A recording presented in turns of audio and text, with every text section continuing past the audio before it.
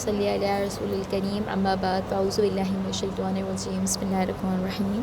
Assalamu alaikum. I'm Har Muskan and I have three members in my group. First member name is Ikra Akbar, second member name is Mahin Siddiqui and the third member name is Jahar Abbas.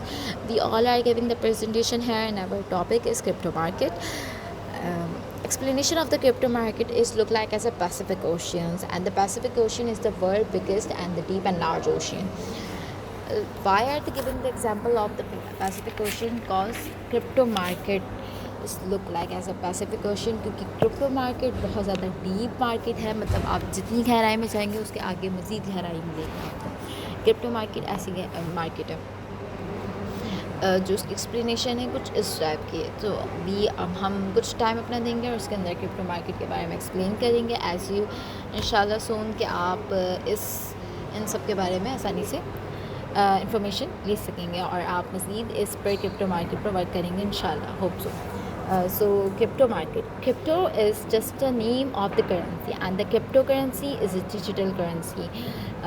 इसके some concepts हैं crypto market के, तो currency के behalf पर ये market ऐसा इसको title दिया क्योंकि एज ये करेंसी कुछ इतनी बड़ी सर्कुलेशन पर इतने बड़े प्लेटफॉर्म पर काम कर रही है कि इसकी जो सर्कुलेशन है वो वर्ल्ड में है। दैट्स वाई इसको मार्केट का नाम दिया गया है इस करेंसी को।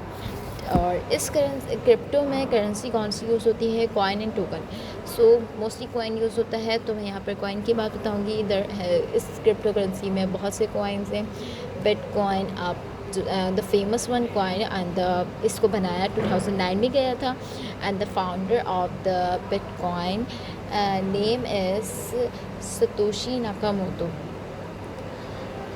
इसके सम कॉन्सेप्ट्स क्रिप्टो मार्केट है and that's so necessary to know. First concept is no existence, second concept is digital currency. इसकी कोई एग्जिस्टेंस नहीं होती है, इसकी सारी डिजिटल इसकी करेंसी जो होती है वो डिजिटल करेंसी होती है। हम इस करेंसी को हाथ में ले नहीं सकते। We can see in our hand, we can hold our hand. Okay, ये ग्रो कैसे करती है, रन कैसे करती है? ये अलॉन मस्क के ट्यूब से रन करती है माइनिंग। हाँ, हम इस करेंसी को घर बैठकर आराम से अर्न कर सकते हैं। हमारे लिए ज़रूरी नहीं कि हम किसी ऑफिस जाएं, किसी प्लेटफॉर्म पर जाएं।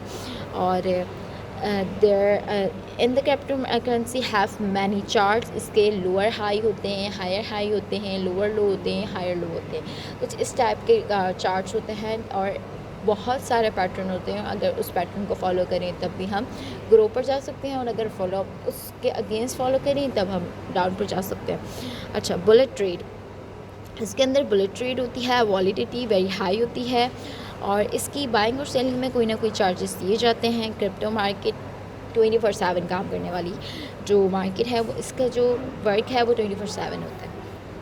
Now I'm sharing the fourth steps of our presentation group, and the first step is how to work on crypto market and like how to grow the crypto market as a crypto market. So what we have to do, सबसे पहले हमें इसके अंदर indicator settings होती हैं। Indicator setting के ज़रिए हम क्रिप्टो मार्केट के अप एंड डाउन को चेक कर सकते हैं कि हम अप एंड डाउन कैसे हो रहा है। So higher low, higher high, lower low and lower high, 4 steps are included in this market.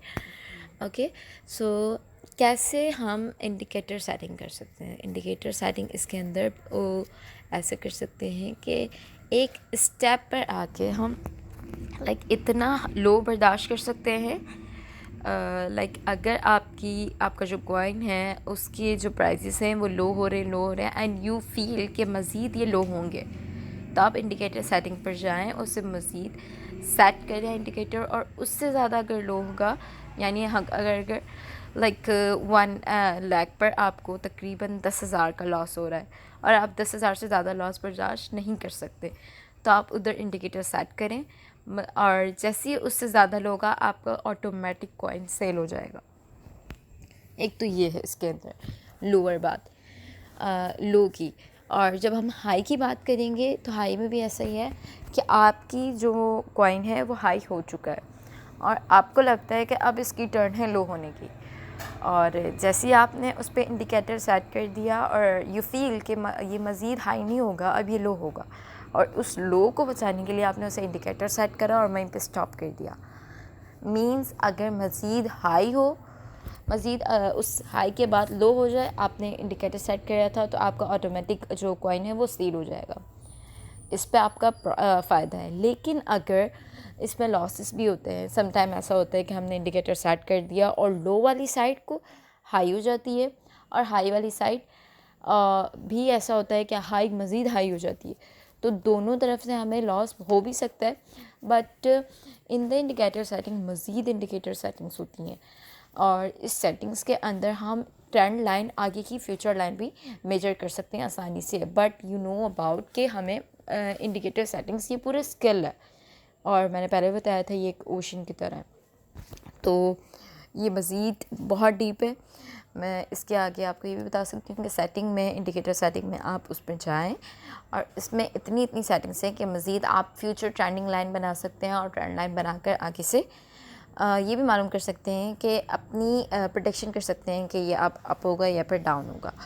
Okay, अब इसके अंदर एक और बात है कि हम एक वेबसाइट पे, मैं आपको बता रही हूँ कि spot on chain you can see the well reactions, के वेल क्या करने वाले हैं, वेल की जो वर्किंग है वो क्या है। वेल किसे कहा था, स्टार्टिंग में मैंने बताया था, वेल बिगेस्ट इन्वेस्टर्स होते हैं, और छोटे इन्वेस्टर्स को हम फिशेस कहते हैं। ओशन की बात की थी हमने, ocean is the crypto market and the well is the biggest investor. अगर बिगेस्ट इन्वेस्टर्स वो ज़्यादा अमाउंट में, हाँ, उनकी वर्किंग को चेक कर सकते हैं हम स्पॉट ऑन चैन पे। अगर वो इन्वेस्ट कर रहे हैं तो हमें लग रहा है, हमें प्रेडिक्ट हो, हम अपनी प्रेडिक्शन के अकॉर्डिंग वहाँ पे काम करेंगे कि उसे प्रिडिक्ट करके हम ये देख सकते हैं कि अभी इसने वेल ने यहाँ पर इन्वेस्ट करा है, तो आगे की जो चेन है, स्पॉट ऑन चैन पर वेल की पूरी इन्फॉर्मेशन होती है कि वेल ने अभी यहाँ पे इतने पैसे इन्वेस्ट कर दिए हैं, मींस अब मज़ीद इधर स्मॉल फिशेस आएंगे और यहाँ पे इन्वेस्ट करेंगे, मींस ये अप होने वाला है। स्पॉट ऑन चैन बिल्कुल ये लाइव रहना होता है स्पॉट ऑन चैन पे भी, और 24/7 ये अप एंड डाउन हो रहा होता है। तो कुछ घंटों में वेल वहाँ पे इन्वेस्ट करते हैं, उसे हाई कर देते हैं कॉइन को, जो भी गिरा हुआ होता है, या फिर जो अप भी होता है उसे भी हाई कर देते हैं, और जैसी वो अपना सेल करते हैं कॉइन वैसी लो हो जाता है। तो उसकी सेलिंग से पहले आपको अपना कॉइन सेल करना ये ज़रूरी होता है। ये इस क्रिप्टो मार्केट के अंदर मेजर्स किया जाता है। Crypto currency. क्रिप्टो करेंसी एक डिजिटल या वर्चुअल करेंसी का रूप है जो सिक्योरिटी के लिए क्रिप्टोग्राफ का इस्तेमाल करती है। ट्रेडिशनली करेंसीज का मुकाबला, क्रिप्टो करेंसीज एक टेक्नोलॉजी पे काम करती है जिसे ब्लॉकचेन कहा जाता है, जो एक डिसेंट्रलाइज लेजर होता है। सारी ट्रांजैक्शन को जो कंप्यूटर के नेटवर्क पर रखा जाता है, इसीलिए ये P to P transaction allow करती है। क्रिप्टो करेंसी बेचने और ख़रीदने के लिए आपको क्रिप्टो करेंसी एक्सचेंज का यूज़ करना होता है, जैसे कि बाइनेंस, कॉइनबेस करके, और ऐसे बहुत सारे एक्सचेंज हैं जिसके ज़रिए हम बेचना और ख़रीदना कर सकते हैं। अब हम आते हैं टाइप्स ऑफ क्रिप्टो करेंसी। वैसे तो क्रिप्टो करेंसी की काफ़ी ज़्यादा टाइप्स है, लेकिन सबसे ज़्यादा यूज़ होने वाली जो टाइप है वो है बिटकॉइन। जैसे कि सतोशी नाकामोटो ने बिटकॉइन को बनाया 2009 as a form of alternate currency. हमारी जो भी एग्जिस्टिंग करेंसी है उसका कंट्रोल सेंट्रल बैंक के हाथ में है। तो सतोशी नाकामोटो ने बिटकॉइन को बनाया डिसेंट्रलाइज करेंसी, कि कोई भी एक बैंक या इंस्टीट्यूशन इस करेंसी का कंट्रोल अपने हाथ में ना ले सके। बेसिकली इनको एलोगेरिथम के थ्रू खोजा जा सकता है, और ये बिटकॉइन लोगों के बीच में ट्रेड्स हो सकता है डिजिटल वॉलेट और की के इस्तेमाल करके। बिटकॉइन से होने वाले सारी ट्रांजैक्शन एक पब्लिक खाते में रिकॉर्ड किया जाता है, जिसे कहा जाता है डिस्ट्रीब्यूटेड लेजर। ख़ास बात यह है कि ये एक पब्लिक है, इसे कोई भी एक्सेस कर सकता है और इसकी ट्रांजैक्शन की सारी डिटेल देख सकता है। लेकिन बायर और सेलर की जो डिटेल्स की आइडेंटिटी होती है वो रिवील नहीं होती, जो कि ये लेजर डिसेंट्रलाइज है। इस रीज़न से ये सिक्योर भी है, इसे हैक करना नेक्स्ट टू इम्पॉसिबल है। तो सतोशी ने ये डिसाइड किया कि बिटकॉइन की सप्लाई लिमिटेड होनी चाहिए, तो उन्होंने कोडिंग इस तरह से की, सिर्फ 29 मिलियन बिटकॉइन ही अवेलेबल हो सकते हैं। जैसे कि अगर किसी की सप्लाई लिमिटेड होगी तो लोग उसको बाय करना चाहेंगे और उसकी वैल्यू और ज़्यादा से ज़्यादा बढ़ेगी। अब दोस्तों, बिटकॉइन कोई परफेक्ट चीज़ तो नहीं, हर किसी की तरह उसमें कुछ ना कुछ खामी ज़रूर होगी। तो इन्हीं खामी को एड्रेस करने के लिए क्रिप्टो करेंसी ने और ज़्यादा करेंसीज बनाई, और जिसे अल्टरनेट कॉइन्स का भी नाम दिया गया। सेकंड टाइप एथर, जिसे इथेरियम भी कहा जाता है। ये 2015 30 जुलाई में लॉन्च किया गया। इथेरियम एक स्मार्ट कॉन्ट्रैक्ट को इस्तेमाल करता है एक ट्रांजैक्शन को गारंटी हासिल करने के लिए। और इथेरियम में किसी थर्ड पार्टी की इन्वॉल्वमेंट नहीं होती। दो पार्टीज जो आपस में एक दूसरे से स्मार्ट कॉन्ट्रैक्ट की एंट्री कर सकती है। इंटरेस्टिंग बात यह है कि इस प्लेटफॉर्म की कई रियल लाइफ एप्लीकेशन रही है, जैसे health care, security, self driving cars तक में इस्तेमाल किया गया है। बिटकॉइन और एथर के बाद एक और क्रिप्टो करेंसी की टाइप लाइटकॉइन करेंसी, जो 2011 में चार्ली ली ने बनाया था बिटकॉइन के एक फास्टर और लाइटर वर्जन के रूप में। इसका ब्लॉक जनरेशन टाइम ज़्यादा तेज़ी से 2.5 मिनट्स होता है। इसकी सप्लाई लिमिट भी ज़्यादा 84 मिलियन है। ये अपनी स्पीड और लोअर ट्रांजैक्शन कॉस्ट के लिए जाना जाता है और ये क्रिप्टो करेंसी की सबसे ज़्यादा फास्टर और लाइटर वर्जन कहलाता है। अब हम क्रिप्टो करेंसी का मार्केट कैपिटलाइजेशन डिस्कस करेंगे, जिसमें इसका बिहेवियर दिखाया जा रहा है। जैसे कि आप देख सकते हैं कि टाइम के साथ साथ बिटकॉइन की प्राइस की वैल्यू कैसे चेंज हुई है 2014 से लेकर 2024 तक। 2014 जहाँ तक आप ये ग्राफ में देख रहे हैं, 2014 से 2017 के दौरान ग्राफ काफ़ी फ्लैट है, यानी ग्रोथ बहुत स्लो थी। और 2016 से क्रिप्टो करेंसी की प्राइस धीरे धीरे ऊपर जाने लगी। 2017 का जो साल जो क्रिप्टो करेंसी के लिए बेहतरीन साल रहा है, जिसमें ग्राफ शार्प इंक्रीज़ ऊपर की तरफ नज़र आ रहा है। 2018 में एक नोटिसेबल ड्रॉप नीचे आता है, यानी मार्केट में डिक्लाइन हो गया।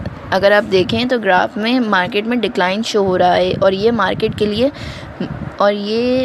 के लिए काफ़ी मैसिव क्रैश था। इसमें ICO बबल ब्रस्ट हो गया था और बहुत से प्रोजेक्ट्स काफ़ी फेल हुए, और यानी स्कैम एक्सपोज हुआ।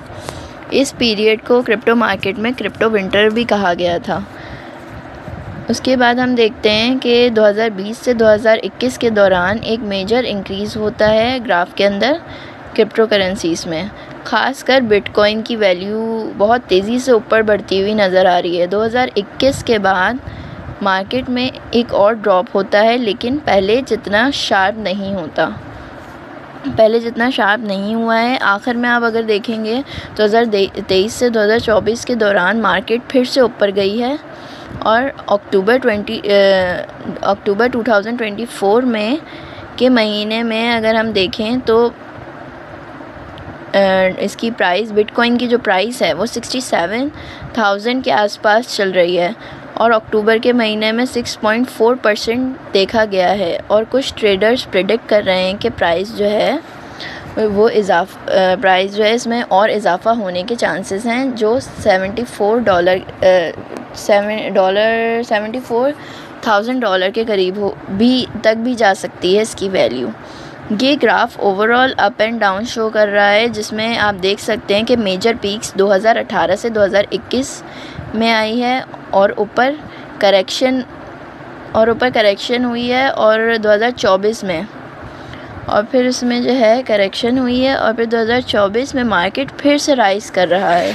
तो 2024 में मार्केट की जो आप ग्राफ की पोजीशन देख रहे हैं, वो 2024 में क्रिप्टो करेंसी काफ़ी हाईएस्ट पोजीशन पे रन कर रही है।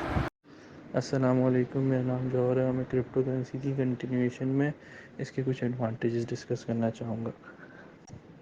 क्रिप्टो करेंसी का सबसे पहले एडवांटेज ये है कि ये डिसेंट्रलाइज करेंसी है। इसमें आप जो भी नॉर्मल ट्रांजैक्शंस करते हैं उसको नॉन ट्रैकेबल समझा जाता है, नॉर्मल फाइनेंशियल इंस्टीट्यूट और बैंक्स के मुकाबले में, जो कि ट्रैकेबल होती हैं और गवर्नमेंट के पास इनका रिकॉर्ड होता है।